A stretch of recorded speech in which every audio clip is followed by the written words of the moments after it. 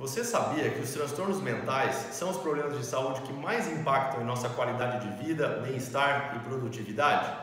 Pois é, mesmo assim, ao redor do mundo, apenas 1% de todo o orçamento gasto em saúde vai para a prevenção ou tratamento adequado dos transtornos mentais. Eu sou Vinícius Faria, médico psiquiatra especialista em psiquiatria de idoso e quero aproveitar a ocasião do Dia Internacional da Saúde Mental para alertá-lo sobre a importância desse assunto no nosso dia a dia.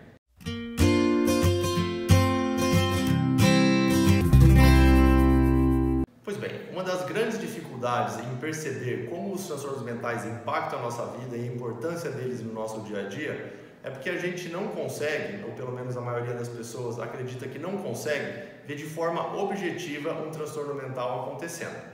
Vou dar um exemplo prático. Nessa foto aqui, está bem nítido pra gente, ninguém precisa ser médico ou ortopedista para perceber que o lutador Anderson Silva está com um problema de saúde, não é? Nitidamente a perna dele está quebrada. Só que em alguns casos, de transtornos mentais, isso não fica tão nítido assim. Por exemplo, o vocalista Chester da banda Linkin Park, alguns dias antes de se suicidar, aparentava estar aparentemente alegre, parecia que estava tudo bem.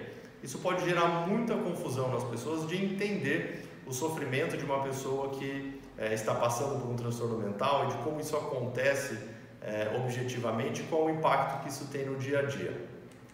Uma outra grande dificuldade que a gente tem quando a gente fala em saúde mental é a inexistência de exames que a gente possa usar no nosso dia a dia de consultório para medir ou para provar de alguma maneira que o transtorno mental existe.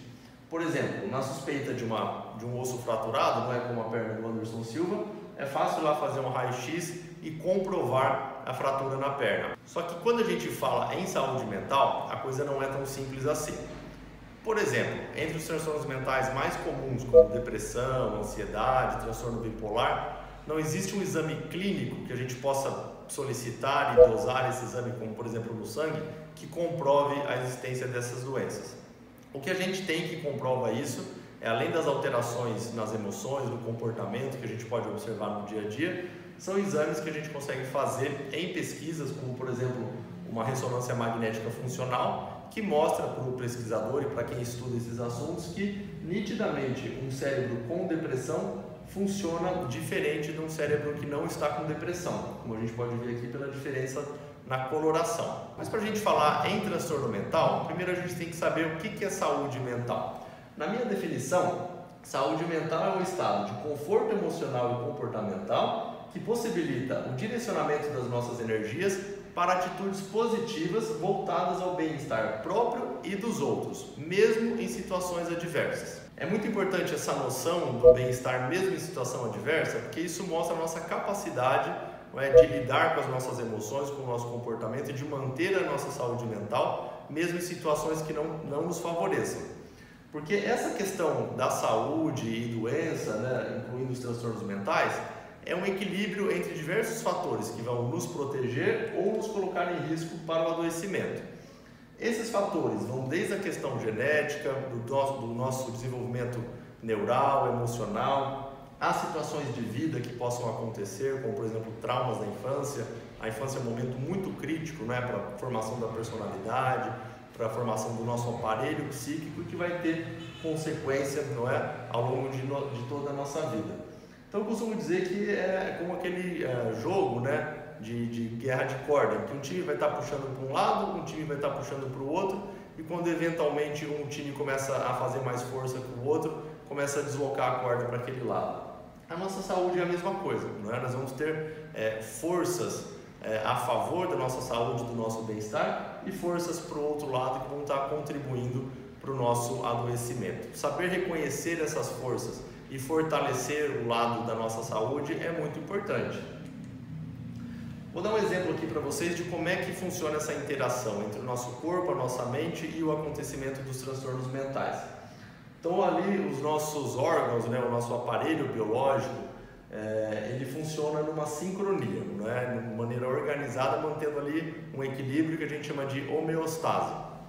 O nosso cérebro faz parte desse sistema, E além de controlar os nossos órgãos, ele também capta né, ou melhor, as informações que são captadas no ambiente através dos nossos olhos, né, da nossa audição, do nosso tato, paladar, nosso cérebro processa isso, capta essas informações e cria o que a gente chama de mente, não é? Que é onde, através dos nossos pensamentos, vão surgir também as nossas emoções. Então, tudo que se passa ali na nossa cabeça vem através das informações que o cérebro capta do ambiente. Isso, por sua vez, vai se traduzir num comportamento. Então, a depender do nosso estado mental, das nossas emoções, nós, né, devolveremos isso para o ambiente na forma de um comportamento.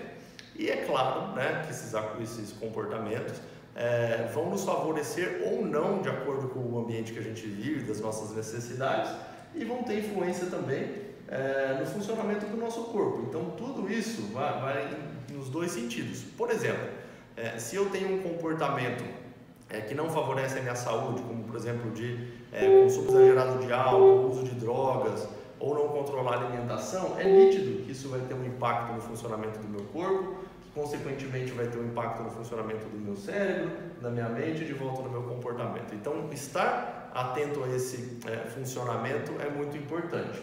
Bom, então a gente entendendo, né, aquele equilíbrio, né, dos fatores que podem levar a um transtorno mental e também dessa dinâmica, né, entre funcionamento corpo, cérebro, mente e comportamento, fica mais fácil para a gente entender o que é um transtorno mental. Porque, a despeito, né, de tudo isso que pode acontecer, em última instância, um transtorno mental vai ser uma desordem no funcionamento dos nossos neurônios. E os neurônios são as células responsáveis pela formação do nosso cérebro, do nosso sistema nervoso central como um todo. Então, no transtorno mental, essa comunicação, né, esse correto funcionamento dos neurônios está comprometido, de maneira que a pessoa já não vai mais conseguir controlar suas próprias emoções, seus próprios comportamentos, dentro daquele conceito de saúde mental, não é? Para direcionar as energias para o seu bem-estar e para o de terceiros. Bem, então quando a gente pensar nessa questão do equilíbrio, não é? Quando a gente tem um estado de saúde, né, que a gente está nesse estado de bem-estar, nós temos que pensar em medidas para prevenir, né? Então pensar em prevenção de saúde mental e prevenção de saúde. Porque quando a gente sai desse estado de saúde, é como se fosse uma pedra rolando morro abaixo, não é? Então quanto antes a gente conseguir parar essa pedra, mais fácil fica para a gente trazer ela de volta. Então, postergar, né, ou ficar adiando o diagnóstico, o tratamento de um transtorno mental, a gente aumenta o risco de aumentar a gravidade, como por exemplo levar a uma tentativa ou a um caso de suicídio. Então é muito importante a gente trabalhar, antes de tudo, a prevenção, mas também o diagnóstico precoce e o adequado tratamento dos transtornos mentais. E olha só, esse gráfico aqui mostra pra gente um conceito de que são os anos perdidos, né, por uma doença. Então, por exemplo, juntando a mortalidade e os anos de vida saudáveis que determinada doença pode trazer, a gente consegue medir o impacto que ela tem na nossa saúde, na nossa vida como um todo, incluindo a nossa produtividade. E os transtornos mentais, liderados pela depressão, são os problemas de saúde que mais causam impacto através desse indicador.